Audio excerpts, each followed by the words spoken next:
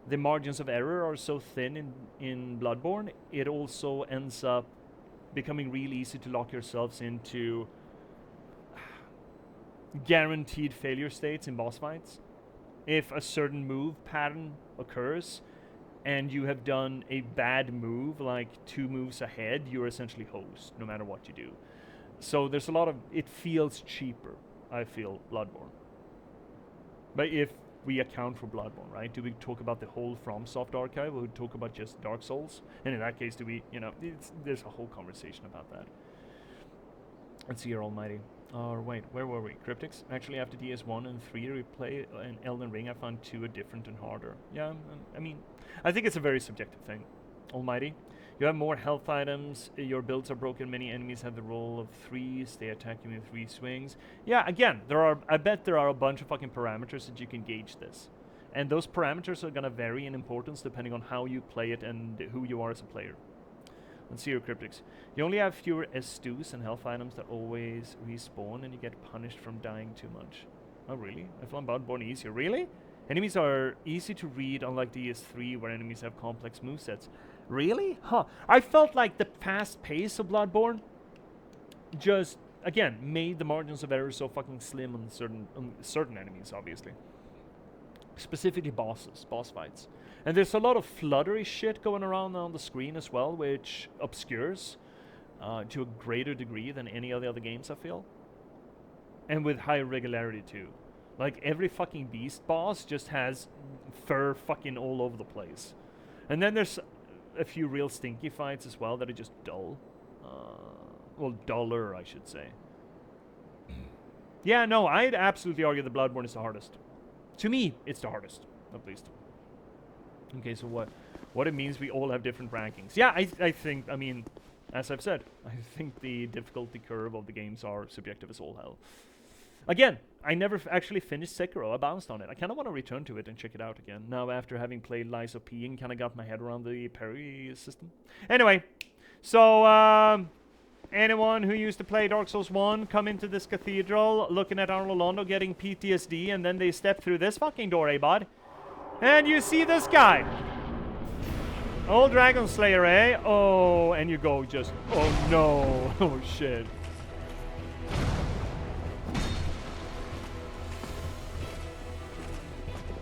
Like, oh no, you gotta be honking me. You gotta be shitting me. Ah, shit, swingy? You did another swing, see? I'm gonna, yeah, I absolutely am gonna die here. I don't remember this guy at all. I'm doing okay damage on him though. I'm hoping that my regen is gonna do some work, but I don't think it is. It's not gonna do enough, that's for damn sure. Ooh, I feel... Oh, I don't remember your moveset at all, bad guy. But you're certainly not as hard as Ornstein, right? He looks as Ornstein, and you're supposed to have the oh shit reaction of Ornstein, but he's not Ornstein. Whee! Why are you shooting Manny? Get stuck. No, don't chase me. Get stuck. Get stuck on pillar. I need to help. Oh, healthing real quick. Oh, it's so slow. Stop. Do we have stage 2 on this fucker? I would love to actually deal with you first time around. I don't feel like I have time to deal with you a second time around. In that case, we might just have to pick this back up on Saturday because I do need sleepy evening. I got a full day tomorrow.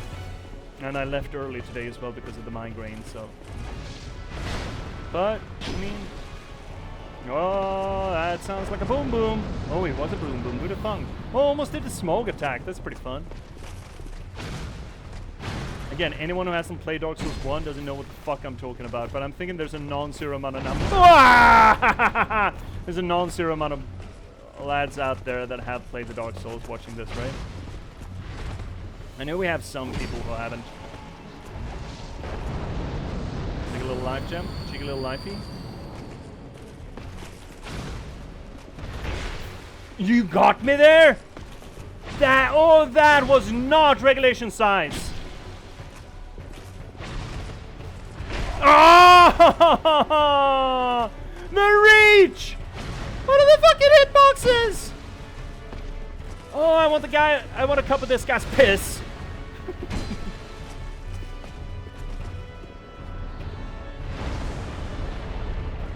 What did you accomplish there, my guy? What did you hope to accomplish, and what did you accomplish? You ruined a pillar? In your own church? The disrespect. The rank disrespect. Oh, I thought that was a new attack. At least you're giving me plenty of time to just spawn here, though. That's nice. Is that a dark damage? Are you doing dark damage? How old are you, my guy? It says old Dragon Slayer, but just how old is old Dragon Slayer? Also, is there a Mrs. Dragon Slayer? No. Alright, that thing. Oh, I don't have this fucking stamina. Man, I need stamina. I can't play this game without stamina. Stamina. Waka waka eh. Come on. Do your thing. I'm not gonna engage first. Oh, I don't trust you when you're standing still like that. Stab. Oh, big swingies.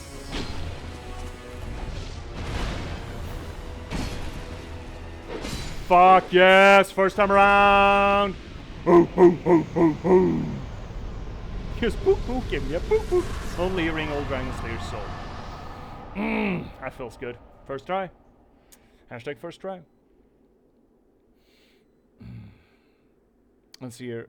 Catch up with chat. Almighty. Yeah, but I think we can all agree DS2 is not as bad as people say it is. Oh, definitely. I agree with that. Hands down, Almighty. Hands down, Almighty. I do still think it's the worst one, but from, you know, an overall standpoint, but I think it's also my favorite, paradoxically enough, which is weird, but I do like this game a lot. See here, Cryptics. It's a great game, just not my favorite Souls game. Kind of, I mean, in certain regards, it absolutely is mine. Also, for what issues it had, it is amazing. It survived and continues the series, yeah.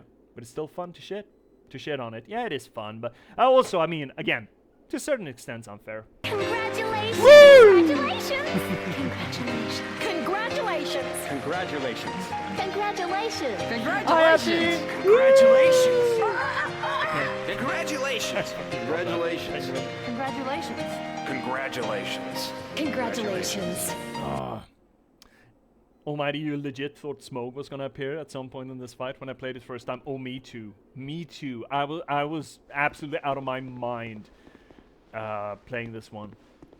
It just broke me. I'm like, oh, not Ornstein, not already. Game, please, for fucking out loud, please. Oh yeah, shout out to Happy Clary coming back into streaming after a hiatus. You should totally check out Happy. I saw you playing. What did I see you playing earlier today? It was something interesting. Sorry, I had the migraine. I couldn't be arsed, man. What was it? It was something interesting. What the fuck was it? It was something that I reacted to that you were playing, and I'm like, ooh, interesting. What was it? Tell me, what was it? You were streaming earlier, though. Thaumaturge, right, exactly. I've been side-eyeing that game. Alright, so, we got through the cathedral, looking very, Christian, as it were, standard Gothic cathedral. But then you have, again, these weird, sort of, Horus or Thoth-like Arthurian weird statues. They sort of look like a blend between Welsh and Egyptian lore. It's really fucking weird. I actually never looked at those heads before. So it's a weird-ass church. Weird-ass church. This entire area is weird-ass. Also, friend. Hi, friend. Also, we should read the item descriptions first. It's a really good game. Oh, it is? Maybe I need to check it out one of these days. It's been on my wish list for time. See? Yeah, me too. I've been keeping an eye on it. I just don't know. But if you say it's good, Happy, maybe I should check it out. I think it's great, personally. Visual glitches now and then, but overall it's an engaging experience. Well, there you go. There you go. Maybe I should pick it up. At one of the, I mean, this short list is just absolutely a joke at this point. Ring. Soul and Ring.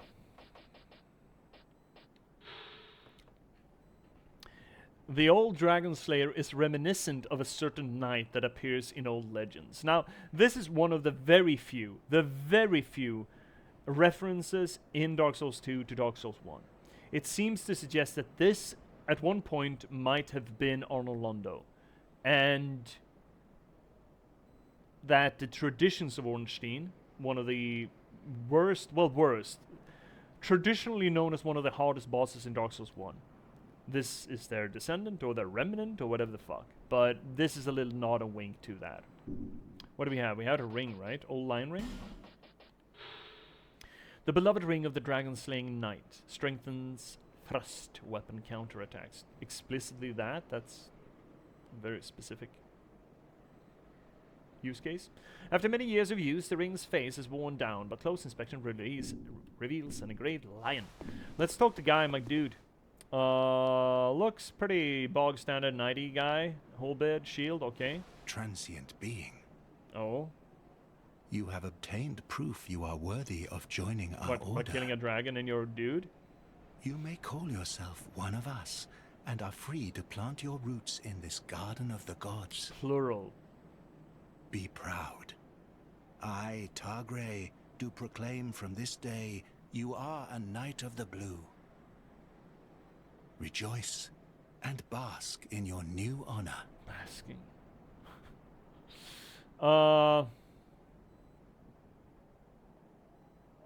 He's gonna get mad at me if you don't. No. Do my ears deceive me? No, they don't. Who would refuse such magnificence? I mean, I'm just a little guy. Gods have mercy on this half-wit. He knows not what he speaks. Dude, that's worse than being called maidenless.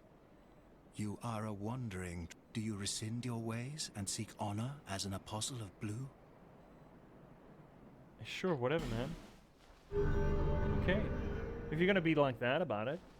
Good night, C. Yeah, it's my time as well soon. You are no longer a mere vagabond. You are now a guardian, a Knight of the Blue. Proud knight, take this. Wear this ring and shine light upon stone. Then you will hear the voices of the Blue Apostles. Listen for their cries of help and repel the malicious invaders. This is the proud work of the Knights of the Blue, the way they elevate themselves to a higher plane. I'll provide what you need. You may visit me at any time. At any time? Proud Knight. You... Oh, we can buy things. Oh, learn gesture? Dual bow? Oh, fuck yes. Buy shit, bonk and holbed. We have both of those. Monastery charm. Many such charms were blessed in reconstructed ancient ceremonies. Carried out in the monastery of Lindberg, now known as the new home of miracles. Though it may lack the power of an original, in circumstances dire enough, an imitation can be quite enough.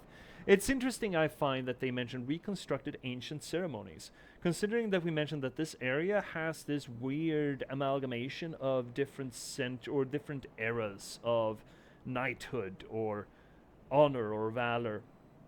We had the Heidi Knights that are reminiscent of just medieval knights, some Arthurian kind of thing. Actually, kind of a little bit of Fisher King about them, Fisher King vibes.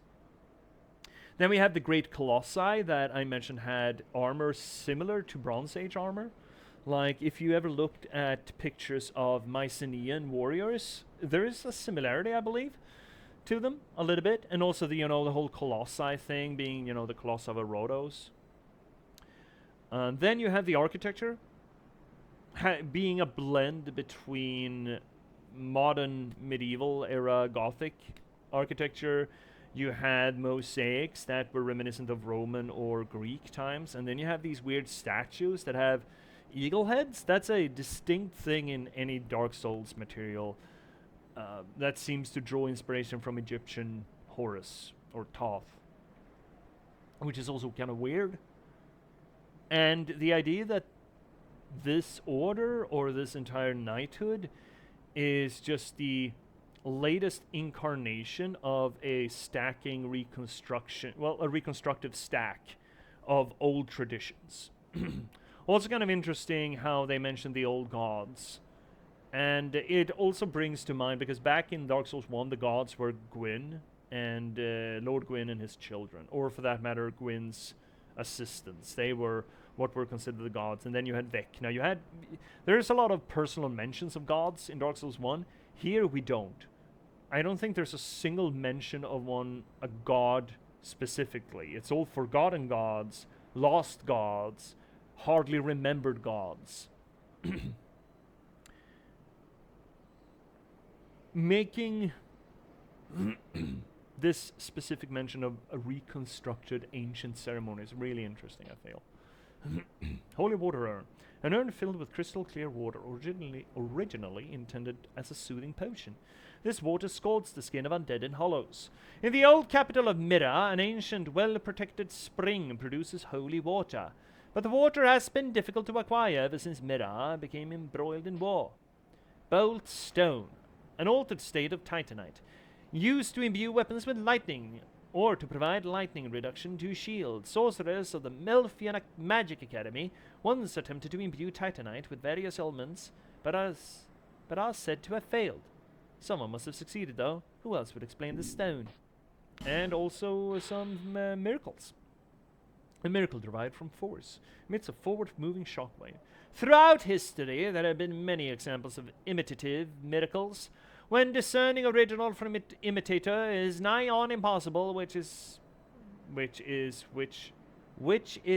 hardly matters. Which is which? Which is which? Hmm.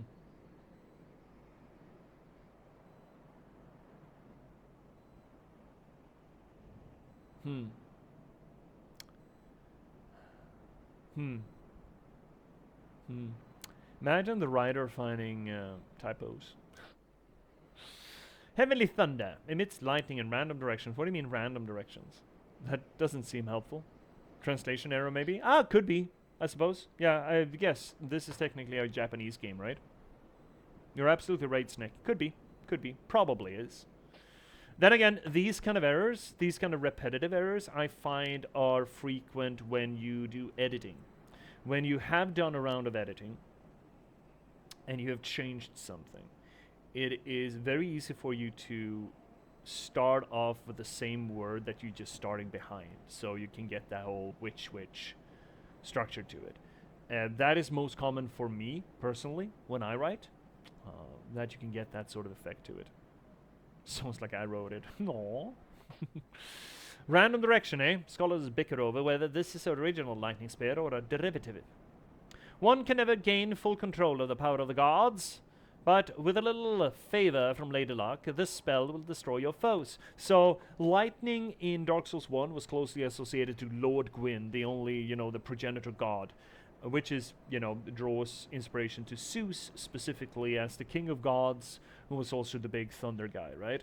Also, the fucky guy, but from a power standpoint, I don't think there's not a great market for buying miracles that turned you into a swan that permitted you to rape the Emerald Herald, so instead you get the lightning power, which I think is a good move. It's a good PR move for the gods. We Knights of the Blue must rely upon one another to achieve our greater goal. Present your token of fidelity. Oh, I have to? To test your strength against other knights. Oh, that sounds bad.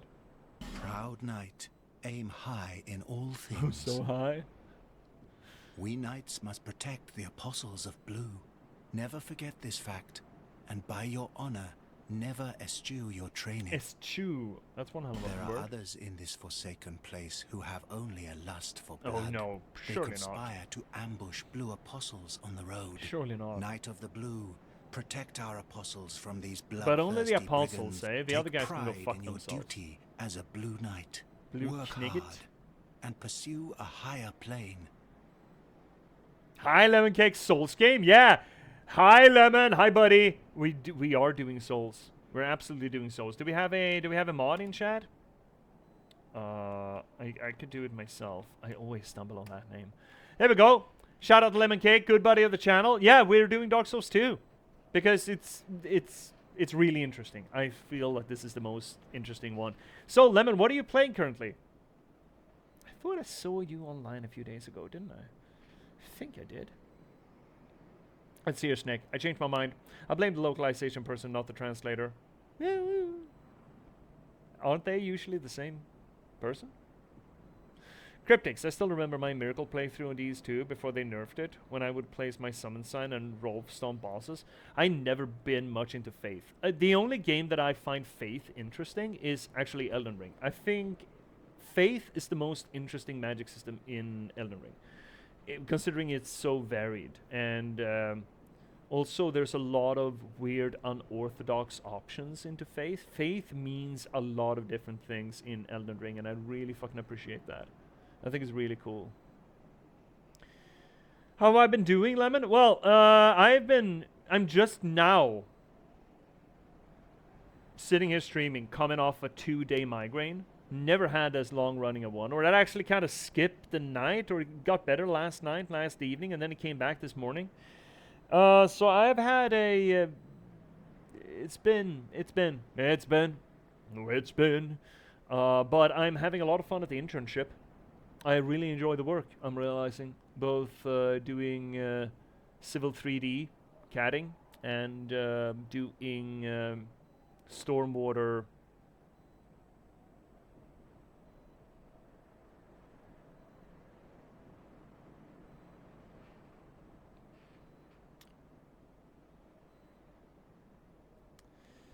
So it's been a great time at the internship. I've done a lot of fun work and I like it. It's kind of cool, but I didn't really enjoy today because I got the migraine to deal with, and I also had just a bunch of technical issues. I've been sitting with IT support, and when I haven't done, I have been listening to a little bit of a I've basically been stuck in a lot of meetings, and then I have had someone remotely moving my computer around, and then I don't want to let the sun go down. Now I can't stop singing this song instead. I'm stuck with singing this song. Do your work, and I will lend you strength. Oh, that's really cool, my guy. You heard him first. This little boy will help. Let's loot all his fucking shit, let's go. But overall I've been good. So how have you been, lemon cake? Also, by the way, we need to shout out Colleen Masters. Colleen is a cool streamer too. I can't sing while I'm spelling. There we go. You're getting a dedicated streaming PC real soon? Oh shit, that must feel nice. You'll be taking a day off, a day or two off. Everyone should check out Colleen Masters. Check out her shit out right now. And so it's been a cooler ride today. It's been a kind of shorty run at this game. I think 3 hours is a little bit too little from what I like to. I can't remember whether it is hitting the walls or rolling right into them. That will reveal the hidden paths. I actually joined sparring match. Oh, is that what you do here? Oh, well, I don't want to do that. Let's just go up the stairs again. Actually, let's go back to Majula and level a little bit before we fuck on off. Because it's absolutely turning into that time of the stream when I kind of have to go. And I need to shut off the stream because I need to go to bed. Because I need to be up at about 6 a.m. tomorrow. Right on time. Tika, something. A lot of speech that I can't really just rap right off the top of my head. Seek the king. And it's been... Oh, look, tits and onion. Who'd have thunk? Still haven't been 5 minutes, god damn it. Oh, I don't want to let the sun go down. I don't want to let the sun go down. On me. Or anyone. So don't let the sun go down on you or anyone else in the night. Anyone in the night. So let's go for a little hex build. A little hex build in this game. I've never done a hex build before in this game, so it's gonna be interesting no matter how it turns out. Is there anything else that we need to do here? I don't think that there is. I think we can just go on now, and I don't want to let the sun go down. Nah, don't let the sun go down on me. Now don't let the sun go down. Hang out any time. Now don't let the sun go down on me. Majula, don't let the sun go down. But I really think that maybe we have done what we need to do and we don't need to do any more right now. And we can just let the sun go down. We could try fighting these skellies down here. We could try fighting these skellies. Oh boy, this is gonna suck. We could try fighting skellies down here. Fighting skellies down. Oh, we actually do a bit of damage to you. Oh, thanks to the fire stuff. Well, who would have thunk we would fuck him up? Well, you got 5 minutes, Colleen. Also been lurking? Yeah, no problem. Oh, you've just been collecting the points, have you? Dropped him a follow? Yeah, you totally should. Colleen is really cool. What have you been playing recently, Colleen? Have you been playing something cool? I bet you've been playing something cool. But what? But what, pray tell? What hath thou been playing? I missed the sing mode. Oh no! I thought you lost for a second there. I mean, to be fair, that's a fair I would say misconception or just conception. I think that's a fair conception. I was about to say that this is the game got you. Well, not yet. Surely not yet. Not already. We have 30 minutes of torch time? Holy fuck. 30 full minutes? We're gonna close it tonight real soon, right? Yeah, I think we are. We've been going. I mean, it's coming up. It's past 10. Fuck, I need to go to bed. I really need to go to bed. Me lurking just to collect points. Colleen? Never. Of course. Never. Why would you say such a thing? Impugning upon your honor? Upon your honor? Aren't there more skellies down here? Is there just one skelly? Nah, surely. Is there really just one skelly? A Stew's shard? You gotta be fucking shit. Is there a Stew's shard down here? The fuck? Oh, this chest is definitely not a mimic, right?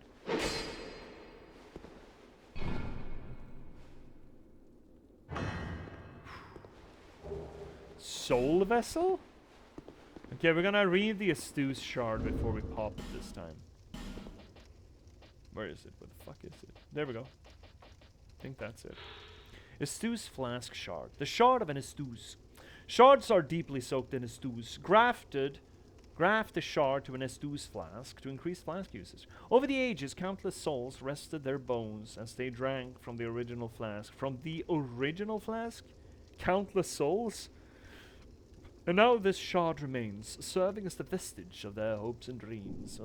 What else? Soul vessel? The fuck's that? This thing. It can allow relocation of levels, but without proper assistance, it may simply drain you of souls. If you truly wish to start again, go to the place where your journey began. Alright, so it's a retrain item. Great. Fantastic. We might want that if the whole hex build doesn't really pan out. Oh, you're here. Cool. And also there's fire. Oh, hello again. Hello again. Hello, mate. You've made it. Oh, I have made it, have I? The map, I presume. They're very animated. Of course. Take a good look. Yeah. I am. Even more flames have Well, appeared. more. There's one. I don't know what causes it. Oh, I know. Probably has something Did to do you with see my the sword. flame on the map? Yeah, it's right there. It's not hard to miss. It wasn't there when I came here before. No, and that's probably why. I don't know what explains it. I mean, to be fair, it's just burning rock. That's weird. But there is something greatly comforting about that flame. Oh, yeah? It seems to fulfill something very precious, deep within the soul. Oh, the furtive soul? I would not venture far into that Oh, hole. already have. It was blocked by a wall, something built long ago, but it was crumbling, and I finished the job. Now a foul sound echoes I within. thought there were going to be more skellies down there. But, you know, Did you here see we are. the flame on the... Yeah, I did. Okay, I so don't- he's cycling it. Oh, that's right. No, we're good. We're good. We're good. We're good, my guy. All right. Well, we got the boy. We got the boy, and we beat the skelly. So that's good. We got the Estus shard, which we should use, unless we forget it. Lest we forget, which we totally would. So let's go back to the emerald, and then, or the emerald lass, and then maybe that's it for tonight.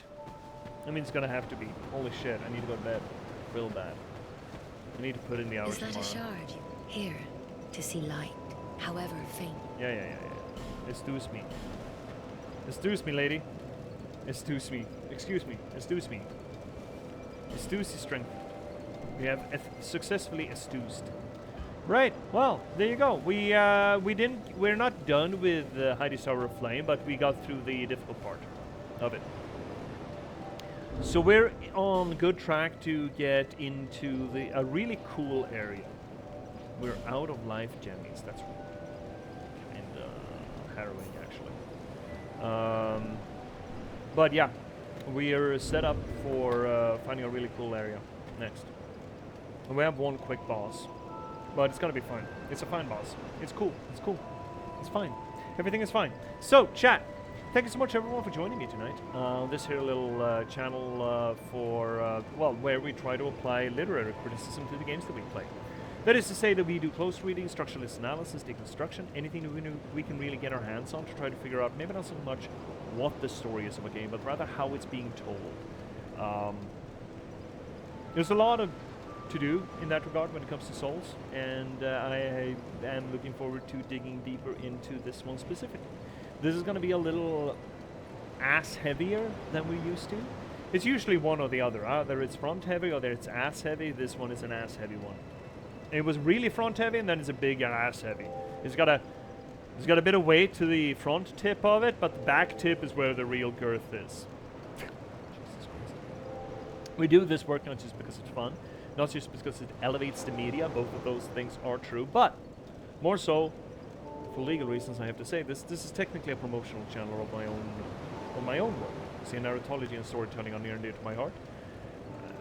It's something that I love profusely, not just because, but in extent of that, or as a corollary to that, I'm an author, I'm a writer. I've been a novelist for the past 10 years, I've written 9 books in that time, and I started streaming to try to promote that work to you. Most recently, you can read my work in The Patchwork Sovereignty, this beautiful piece of literature, which is a noir thriller set in a post-apocalyptic Nordic folklore setting. Think of it as a low fantasy folklore version of LA Confidential or Chinatown, something along those lines. So please check it out. It's available pretty much everywhere you get your ebooks or print-on-demand copies, but if you need any help, there's a handy-dandy link down below. If you want to read something else of mine, or something more, why don't you check out The Last Box? It is a cyberpunk thriller about the spontaneous eruption of sapiens in a random slug of gaming code and the people who were unfortunate enough to have to try to reconcile that fact.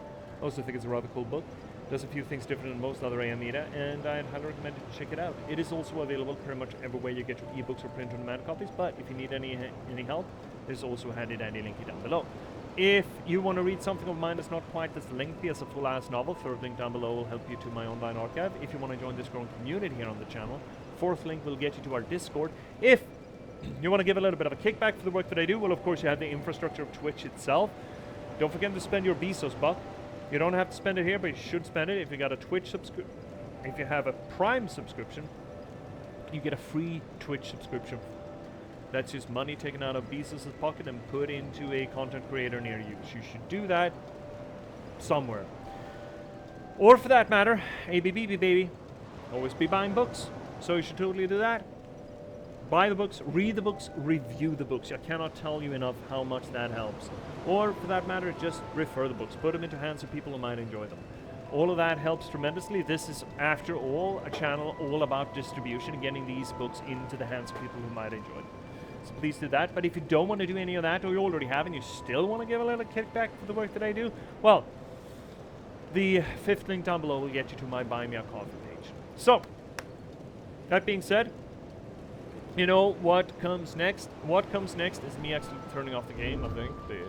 Even though the music is wonderful, it helps me coming up on the end here to do it differently than just having Medulla run in the background. Even though Medulla is a darling. So, first off, Twitch, I'm gonna get to you real soon. I'm not done with you yet. Not quite yet. But before I get on with my dealings with you... Oh, no, right. This breaks my screen completely. Oh, you poor thing. Oh, you poor little thing. Before I deal with you, Twitch, I want to talk to the other people in the room. Hi, YouTube. How you doing? Thank you so much for watching YouTube. It's a damn pleasure to have you here, I'll tell you what. So you don't have to wait until next to see more of this, because there's more of this right at the tip of your fingers. I very much doubt there's anyone out there who's gone through my entire YouTube archive, and if you have, fucking ovation, man. There's a lot of fucking material right there. So if you have, MVP star to you. But if you haven't, you can just click on whatever hovering around my head here to see more of this. And I hope you do. So until you do, thank you so much for watching YouTube, and good night.